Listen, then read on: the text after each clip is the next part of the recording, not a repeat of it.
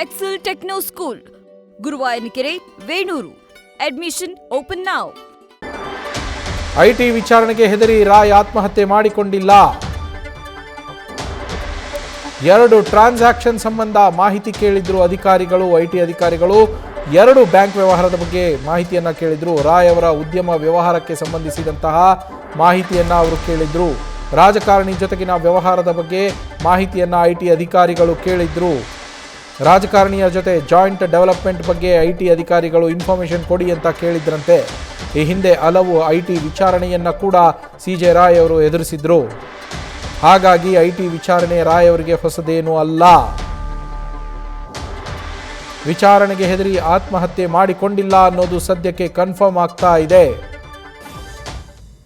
IT raid ಆರೋಪ ಏನು ಕೇಳಿ ಬರ್ತಾ ಇದೆ, ಟಾರ್ಗೆಟೆಡ್ ರೇಡ್ಗಳು, ಐಟಿ ರೇಡ್, ಇದೇ ಕಾರಣಕ್ಕೋಸ್ಕರ ಆತ್ಮಹತ್ಯೆ ಮಾಡಿಕೊಂಡಿದ್ದಾರೆ ಅಂತ ಏನು ಆರೋಪಗಳು ಕೇಳಿ ಬರ್ತಾ ಇದೆ, ಅದಕ್ಕೆ ಸಂಬಂಧಪಟ್ಟಂತೆ ಐಟಿ ರೇಡ್ಗೆ ಹೆದರಿಲ್ಲ, ಈ ಹಿಂದೆ ಎದುರಿಸಿದ್ರು ವಿಚಾರಣೆಗಳನ್ನು ಅನ್ನೋ ಮಾಹಿತಿ ಈಗ ಸಿಗ್ತಾ ಇರುವಂಥದ್ದು. ನಮ್ಮ ಪ್ರತಿನಿಧಿ ಅಂಕಿತಾ ಲೈವ್ನಲ್ಲಿ ಜಾಯ್ನ್ ಆಗಿದ್ದಾರೆ. ಅಂಕಿತಾ, ಐಟಿ ರೇಡು ಇದೇನು ಹೊಸದಲ್ಲ ಸಿಜೆ ರಾಯ್ ಅವರಿಗೆ. ಅವರು ಈ ಥರದ ದಾಳಿಗಳನ್ನು ಎದುರಿಸಿದ್ರು, ಅದಕ್ಕೆ ಸಂಬಂಧಪಟ್ಟಂತಹ ಪ್ರಶ್ನೆಗಳಿಗೆ ಉತ್ತರಗಳನ್ನು ಕೂಡ ಕೊಟ್ಟಿದ್ರು.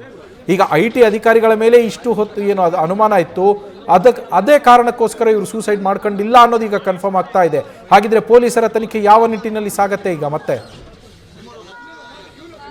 ಸಿಜೆ ರಾಯ್ ಅವರ ಆತ್ಮಹತ್ಯೆ ಪ್ರಕರಣಕ್ಕೆ ಸಂಬಂಧಪಟ್ಟಂತೆ ಈಗಾಗಲೇ ನ್ಯೂಸ್ ಫಸ್ಟ್ಗೆ ಒಂದಷ್ಟು ಎಕ್ಸ್ಕ್ಲೂಸಿವ್ ಮಾಹಿತಿ ಲಭ್ಯ ಆಗಿರುವಂತದ್ದು. ಅಂದ್ರೆ ಐಟಿ ಅಧಿಕಾರಿಗಳ ವಿಚಾರಣೆಗೆ ಹೆದರಿ ರಾಯ್ ಅವರು ಆತ್ಮಹತ್ಯೆ ಮಾಡ್ಕೊಂಡಿಲ್ಲ ಅನ್ನೋದು ಈಗಾಗಲೇ ಕ್ಲಿಯರ್ ಆಗಿ ಗೊತ್ತಾಗ್ತಾ ಇರುವಂತದ್ದು.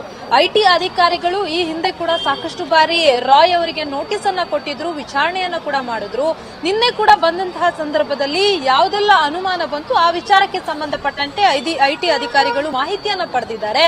ನಿನ್ನೆ ಪ್ರಮುಖವಾಗಿ 2 ಟ್ರಾನ್ಸಾಕ್ಷನ್ಗೆ ಸಂಬಂಧಪಟ್ಟಂತೆ ಮಾಹಿತಿಯನ್ನ ಕೇಳಿರುವಂತದ್ದು, ಜೊತೆಗೆ ಅವರ ಉದ್ಯಮದಲ್ಲಿ ಒಂದಷ್ಟು ವಿಚಾರಗಳನ್ನ ಕೂಡ ಕೇಳಿರುವಂತದ್ದು. ಅಂದ್ರೆ ಎಲ್ಲೆಲ್ಲ ಅವರು ಫಂಡಿಂಗ್ ಮಾಡಿದ್ರು, ಯಾವ್ಯಾವ ವ್ಯವಹಾರದಲ್ಲಿ ಅವರು ಹಣವನ್ನ ಹೂಡಿಕೆ ಮಾಡಿದ್ರು, ಜೊತೆಗೆ ಆ ಹಣಕ್ಕೆ ಸಂಬಂಧಪಟ್ಟಂತೆ ಏನಾದ್ರೂ ಅನುಮಾನ ಬಂದ ಸಂದರ್ಭದಲ್ಲಿ ಅಧಿಕಾರಿಗಳು ಅದನ್ನ ಪ್ರಶ್ನೆ ಮಾಡಿದ್ದಾರೆ. ಆದ್ರೆ ನಿನ್ನೆ 2 ಟ್ರಾನ್ಸಾಕ್ಷನ್ಗೆ ಸಂಬಂಧಪಟ್ಟಂತೆ ಅಂದ್ರೆ 100 ಕೋಟಿ ಹಣ ಟ್ರಾನ್ಸಾಕ್ಷನ್ಗೆ ಸಂಬಂಧಪಟ್ಟಂತೆ ಮಾಹಿತಿಯನ್ನ ಕೇಳಿದ್ದಾರೆ. ಅದಾದ ಬಳಿಕ ರಾಜಕಾರಣಿಯ ಜೊತೆ ಒಂದು ಜಾಯಿಂಟ್ ಡೆವಲಪ್ಮೆಂಟ್ ಏನಿತ್ತು ಅದಕ್ಕೆ ಸಂಬಂಧಪಟ್ಟಂತೆ ಮಾಹಿತಿಯನ್ನ ಕೇಳಿರುವಂತಹ ಅಧಿಕಾರಿಗಳು, ಹಾಗಾಗಿ ಆ ಮಾಹಿತಿಯನ್ನ ಕೊಡೋದಕ್ಕೆ ಅಂತ ಹೋದವರು ನೇರವಾಗಿ ಆತ್ಮಹತ್ಯೆಯನ್ನ ಮಾಡಿಕೊಂಡಿರುವಂತದ್ದು. ಆದ್ರೆ ಐಟಿ ಅಧಿಕಾರಿಗಳ ವಿಚಾರಣೆಗೆ ಹೆದರಿ ಅಥವಾ ಐಟಿ ಅಧಿಕಾರಿಗಳಿಗೆ ಭಯಪಟ್ಟುಕೊಂಡು ಇವರು ಆತ್ಮಹತ್ಯೆಯನ್ನ ಮಾಡ್ಕೊಂಡಿಲ್ಲ ಅನ್ನೋದು ಈಗಾಗಲೇ ಗೊತ್ತಾಗ್ತಾ ಇರುವಂತದ್ದು. ಅದು ಹಾಗಾಗಿ ಅವರ ಆತ್ಮಹತ್ಯೆಗೆ ನಿಜಕ್ಕೂ ಕೂಡ ಏನ್ ಕಾರಣ ಅನ್ನೋದ್ರ ಬಗ್ಗೆ ಈಗಾಗಲೇ ಅಧಿಕಾರಿಗಳು ತನಿಖೆಯನ್ನ ಮಾಡ್ತಾ ಇದ್ದಾರೆ. ಮತ್ತೊಂದು ಕಡೆ ಪೊಲೀಸ್ ಅಧಿಕಾರಿಗಳು ಕೂಡ ಬೇರೆ ಬೇರೆ ಆಯಾಮದಲ್ಲಿ ಅಂದ್ರೆ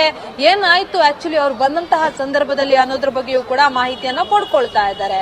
ನವೀನ್, ನ್ಯೂಸ್ ಫಸ್ಟ್, ನಿರ್ಭೀತಿಯಿಂದ ನಿಮ್ಮ ಪರವಾಗಿ.